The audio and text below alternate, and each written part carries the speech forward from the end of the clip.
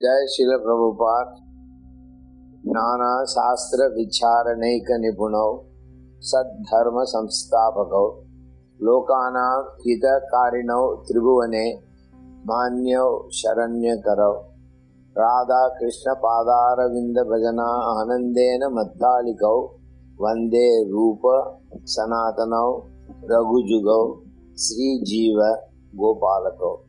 So we had a little float over what are the 32 Vidyas and how they come about from different Upanishads. That was segment number 19. Continuing now with the Vidyas, the 32 Vidyas, which is education. The 32 Vidyas, small explanations. First and foremost is known as Sat Vidya. This Vidya is seen in Chandogya Upanishad, 6th canto, 2nd chapter, text 1 and 2, where the son of Rishiputra, Uddalaka, instructs Svetaketu on the nature of existence. The nature of the existence, so it's called Sat. And Vidya means education. In the beginning, Uddalaka said, this was mere existence, one only without a second. Regarding this, some others say at first there was mere non-existence, one alone without a second. From that non-existence proceeds existence. But verily, O son, how can this be? How can existence come from non-existence? Hence, O son, this was existence only in the beginning, one alone without a second. From non-existence, existence cannot come out, for even non-existence is an existence, a being.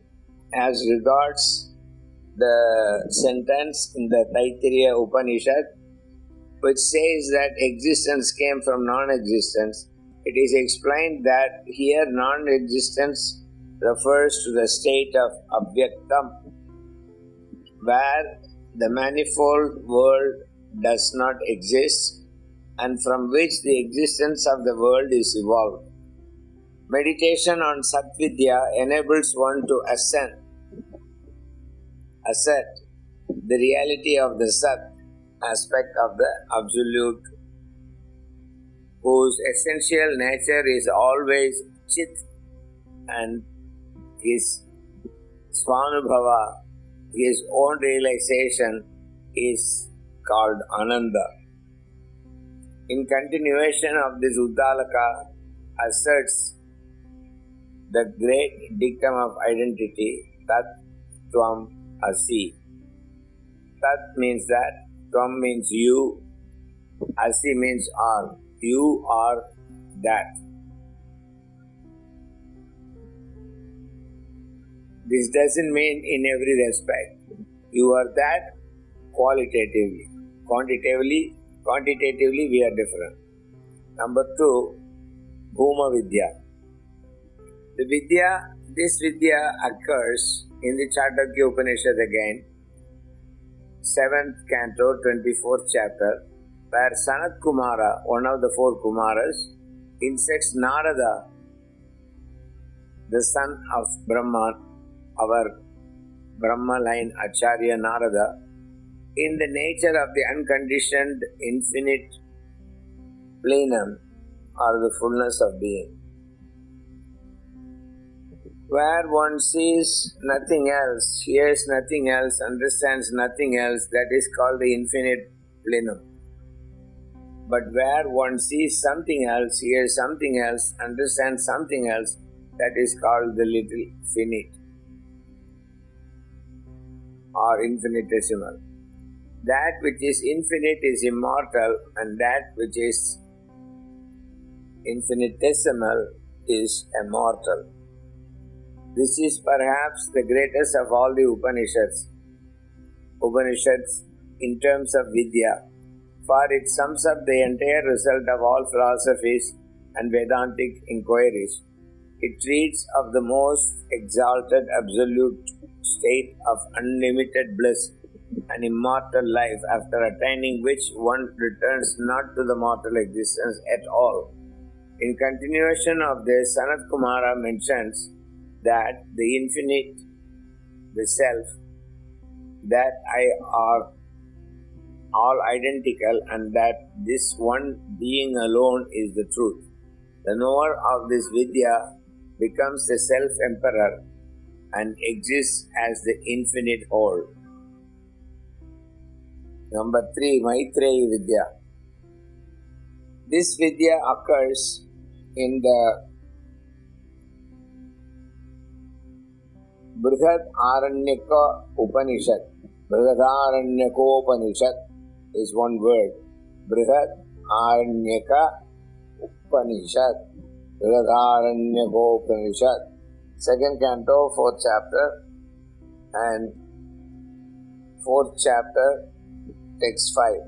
Sage Yajnavalkya instructs his Brahmavadini wife Maitreyi on the nature of the highest self. Oh dear, not for the love of this all is dear, but for the love of the self, this all is dear. This Atma or self, O Maitreyi, is to be seen, heard of, reflected upon and meditated upon. Oh dear!